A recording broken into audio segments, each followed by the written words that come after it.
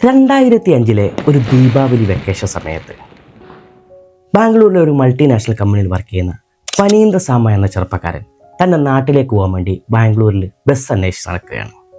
ഒരുപാട് bus സ്റ്റാൻഡുകളിലും bus ഓപ്പറേറ്റേഴ്സിനൊക്കെ അടുത്ത് പോയിട്ട് ബസ്സിനെ കുറിച്ച് അന്വേഷിക്കുകയാണ്. അവന് ബാംഗ്ലൂരിൽ നിന്ന് ഹൈദരാബാദിലേക്ക് പോകാനുള്ള ബസ് എവിടെ നിന്നും കിട്ടുന്നില്ല. പ്രൈസിൻ്റെ പ്രശ്നം, അവൈലബിലിറ്റി പ്രശ്നം, അങ്ങനെ തുടങ്ങി കുറേ പ്രശ്നങ്ങൾ കാരണം അവന് നാട്ടിലേക്ക് പോകാനുള്ള ബസ് കിട്ടാത്ത അവസ്ഥ വന്നു. ഈ ഒരു സംഭവം അവൻ്റെ മനസ്സിൽ ചില ആലോചനകൾ ഉണ്ടാക്കി. തൻ്റെ കൂട്ടുകാരോട് അവൻ ഇത് പങ്കിട്ടു.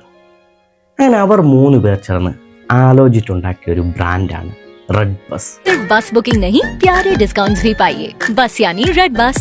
2006 MNC കമ്പനിയിൽ നിന്ന് ജോലി രാജിവെച്ചിട്ട് ഇവർ 3 പേരും കൂടി കൈയുള്ള ഒരു 5 ലക്ഷം രൂപയും ഒരു ബസ് ഓപ്പറേറ്ററുമായിട്ട് സംസാരിച്ച് ഒരു 5 കസേര ഇട്ട ഒരു റൂമിൽ സ്റ്റാർട്ട് ചെയ്ത സംരംഭമാണിത്.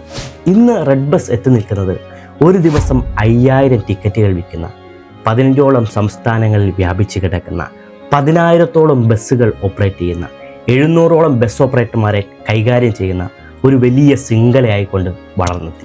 2013 IBBO ഇവരെ 800 കോടിക്കാണ് ഏറ്റെടുത്തത്. ജനങ്ങൾ അനുഭവിക്കുന്ന ഒരു കുഞ്ഞു പ്രശ്നത്തെ അതിൻ്റെ ഏറ്റവും മനോഹരമായ രീതിയിൽ പരിഹാരം കണ്ടതാണ് റെഡ് ബസ്സിൻ്റെ വളർച്ച.